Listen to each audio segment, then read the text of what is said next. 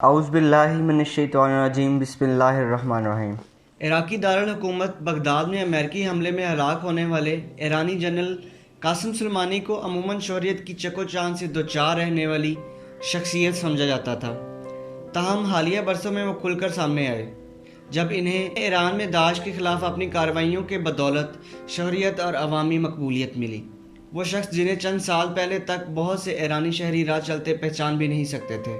62 سالہ قاسم سلیمانی کے بارے میں خیال کیا جاتا ہے کہ وہ ایک غریب گھرانے سے تعلق رکھتے تھے اور انہوں نے واجبی سی باقاعدہ تعلیم حاصل کی تھی، لیکن پاسداران انقلاب میں شمولیت کے بعد وہ تیزی سے اہمیت اختیار کرتے گئے۔ 1980 سے 1988 تک جاری رہنے والی ایران عراق جنگ میں قاسم سلیمانی نے اپنے نام بنایا اور جلد ہی وہ ترقی کرتے کرتے سینئر کمانڈر بن گئے۔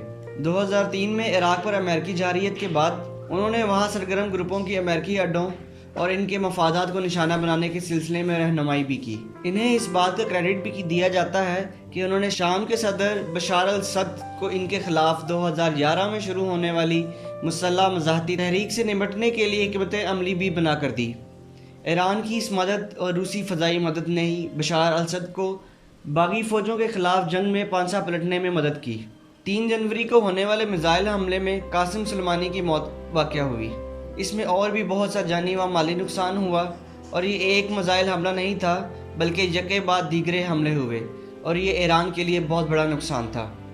62 سالہ قاسم سلیمانی کو بغداد کے ہوائی اڈے پر ان کی کار میں ایک فضائی حملے میں نشانہ بنایا گیا۔ ان کے ہمراہ کار میں ایران کی حمایت یافتہ ملیشیا کے عراقی کمانڈر بھی موجود تھے۔ جنرل سلیمانی کا ایرانی حکومت میں کلیدی کردار تھا۔ ان کی قدس فورس صرف رہبر اعلیٰ آیت اللہ علی خامنی کو جواب دہ ہے اور انہیں ملک میں ایک ہیرو تصور کیا جاتا تھا۔ جنرل قاسم سلیمانی اور ملیشیا کمانڈر ابو مہدی المہداس کی میتیں سنیچر کی شام ایران کے شہر حواس پہنچائی گئی، جس کے بعد اتوار کو وہاں شہریوں کی بڑی تعداد نے جنازے میں شرکت کی۔ قاسم سلیمانی کی ایران کے مختلف شہروں میں نماز جنازہ کی تیاریاں کی گئیں۔ جنرل سلیمانی کی نماز جنازہ ایران کے روحانی پیشوا آیت اللہ خامنئی نے پڑھائی اور اس میں بہت سے اعلیٰ حکام نے شرکت بھی کی۔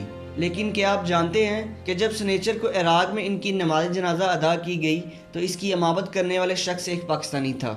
نجف میں جنرل سلیمانی کی نماز جنازہ 78 سالہ آیت اللہ حافظ بشیر حسین نجفی نے پڑھائی، جن کا شمار عراق کی اہم ترین مذہبی شخصیات میں ہوتا ہے اور وہ نجف میں اثنا عشری شیعیوں کے اہم مراجع میں سے ایک ہیں۔ تہران میں ان کے نماز جنازہ کے موقع پر بھی شہر کی شاہراہیں اور گلیاں سیاہ پوش لوگوں کی سے بھری ہوئی تھیں، جنہوں نے ایرانی پرچم اٹھا رکھے تھے اور امریکی مخالف نعرے لگا رہے تھے۔ تہران میں نماز جنازہ کے شرکاء نے جنرل قاسم سلیمانی کی تصویریں اٹھا رکھی تھیں۔ جنرل سلیمانی کی بیٹی زینب سلیمانی نے بھی اس موقع پر خطاب کیا۔ ایران بھر میں جنرل قاسم سلیمانی کی ہلاکت پر 3 روز تک سوگ منایا گیا۔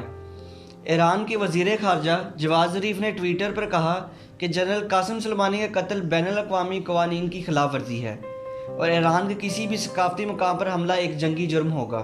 عراق میں امریکی حملے میں ہلاک ہونے والے ایرانی جنرل قاسم سلیمانی کی تدفین کے موقع پر بھگدڑ مچنے سے ہلاک ہونے والوں کی تعداد 50 سے بڑھ گئی تھی۔ اس بھگدڑ میں 200 سے زائد لوگ زخمی بھی ہوئے تھے۔ یہ بھگدڑ منگل کو قاسم سلیمانی کی آبائی شہر کرمان میں ان کے جنازے میں مچی، جس میں بہت بڑی تعداد میں لوگ شریک تھے۔ سلیمانی مشرقی وسطی میں ایران کی حکمت عملی اور کارروائیوں کے منصوبہ ساز تھے اور ایران نے ان کی موت کا کڑا بدلہ لینے کا اعلان کیا ہے۔ ایران میں رہبر اعلیٰ آیت اللہ خامنئی کے بعد اگر کسی شخص کو طاقتور سمجھا جاتا ہے تو وہ جنرل قاسم سلیمانی ہی تھے۔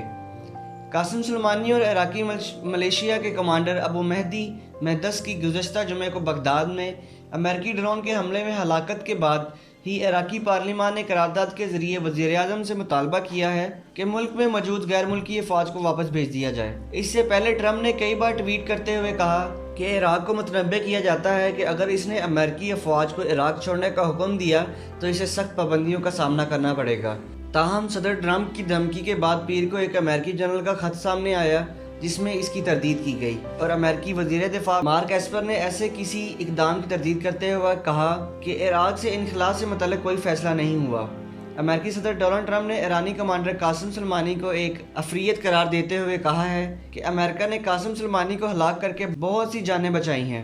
صدر ٹرمپ نے کہا کہ قاسم سلیمانی گزشتہ جمعے جب بغداد میں امریکی ڈرون حملے میں مارے گئے، اس وقت وہ ایک بڑے حملے کی منصوبہ بندی کر رہے تھے۔ صدر ٹرمپ نے متعدد بار ایران کو دھمکیاں دی اور دوسری طرف ایران میں مسجدوں پر سرخ رنگ کے جھنڈے بھی لہرا دیے گئے، جس کا مطلب جنگ سمجھا جاتا ہے۔ 3 جنوری کو امریکی ڈرون حملے میں جنرل قاسم سلیمانی کی ہلاکت کے بعد ایران نے جوابی کارروائیاں کرتے ہوئے منگل کو رات گئے عراق میں 2 ایسے فوجی اڈوں پر میزائلوں سے نشانہ بنایا ہے جہاں امریکی فوجی مقیم ہیں۔ امریکی صدر ڈونلڈ ٹرمپ نے اپنے رد عمل میں کہا کہ وہ اس پر اگلی صبح بات کریں گے، لیکن ابھی تک سب ٹھیک ہے۔ ایران کا کہنا ہے کہ کوئی بھی علاقہ جو ایران کے خلاف جارحیت کا نقطہ آغاز بنے گا نشانہ بنایا جائے گا۔